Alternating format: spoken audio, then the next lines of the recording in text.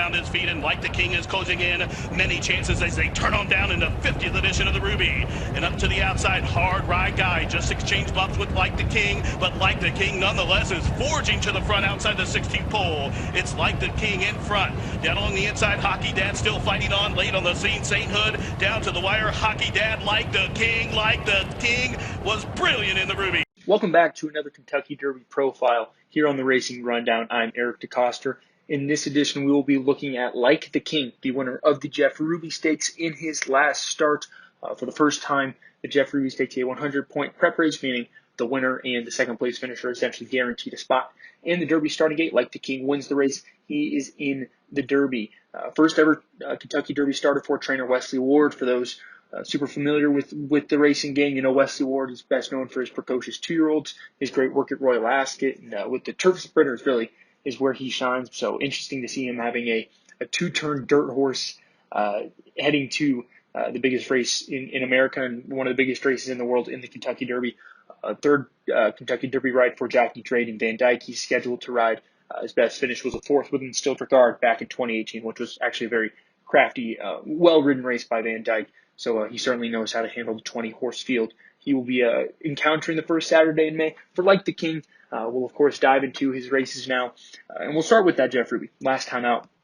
And to be honest, of the final 100-point prep race winners, Like the King is certainly the one that has gotten the least amount of respect. I could count with one finger the amount of articles I think I've seen written about this horse as we lead up to the Kentucky Derby.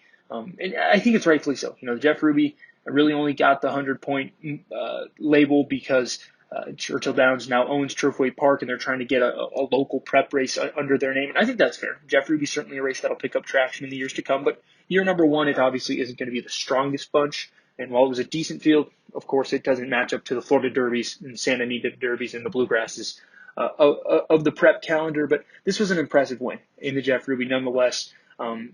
He had to show a new dimension. He was coming from off the pace, which he'd never really done before. He'd done the majority of his work first, second, third in the early going, a length or two from the leader on the lead. And here he had to go, 7, 8 lengths off the pace, sitting back half of the field. But it really worked out for him. He absolutely turned it on. He even ran into some trouble on the turn, and he was able to work that out and close really well and win this race. So he is by no means a slouch based off that last performance. It was also his first time going 9 furlongs, a mile and an eighth, meaning distance should be his friend. I'll touch on that more in a moment. But here's the big thing with this horse. He's 0 for 2 on dirt. His first ever start was a second, beaten 8 lengths, sprinting at Belterra Park in Ohio. And next, 2 starts later, I should say, in an allowance at Keeneland that was taken off the turf. He was third, beating a very big margin, 12 lengths in that start. So, he's at the board in both of his dirt starts, but he's also been beaten by a combined almost 20 lengths in those 2 races. And I don't know if that's so much how he handles the dirt, but he's been overmatched by weaker opponents than he'll face in the Derby in those dirt races, and that's definitely a concern. But of course, take that negative and translate it into a positive. Well, he's certainly going to love the distance, and it's not like a horse is coming to the. We've seen it before. We've seen a horse coming off a win on a synthetic surface, speed of surface, whatever it may be, and win the Kentucky Derby with Animal Kingdom, who actually never ran on dirt before. So there is precedent. So Like the King certainly can't be discounted on that fact alone, but it definitely is discouraging.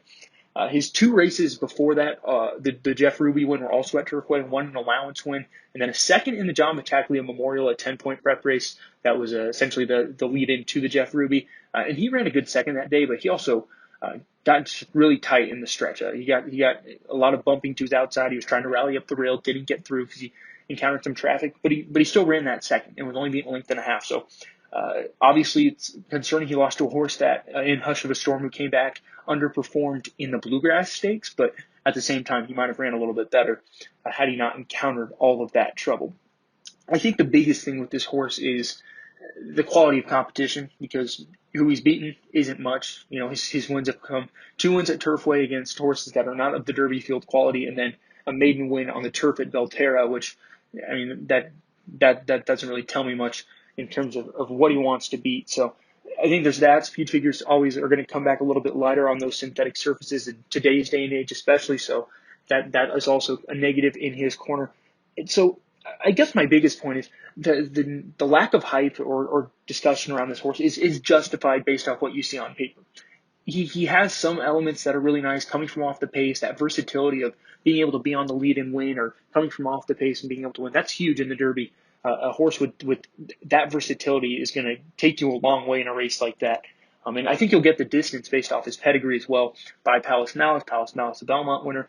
Dam side, there's not a lot of substance there, but just, looking at some of the influences there certainly suggests mile and a quarter is in the wheelhouse, and even how he finished up in that Jeff Ruby Stakes going a mile and an eighth. You'd think the distance will be kind to him.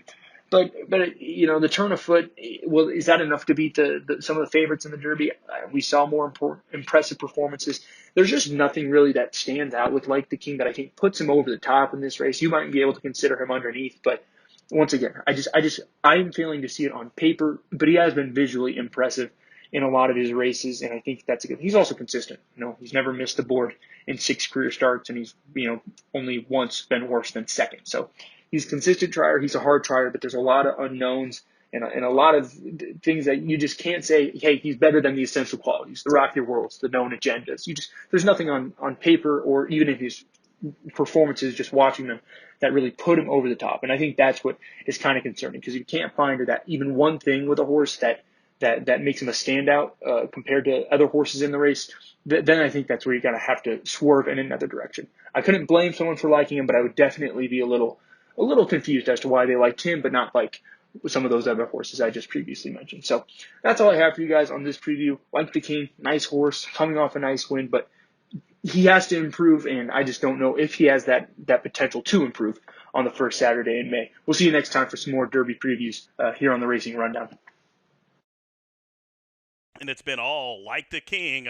Like the King, and a confident Rafael Belgrano drips off to about the 4 path, but is well clear with a furlong to go. So Like the King on the wrong lead, but nonetheless in front by 3. Hoist the Mainsail and Big Union battling it out for second and third as they're inside the final 16th now. And up top, it's Like the King is home. Like the King throttle down wins by 4.5.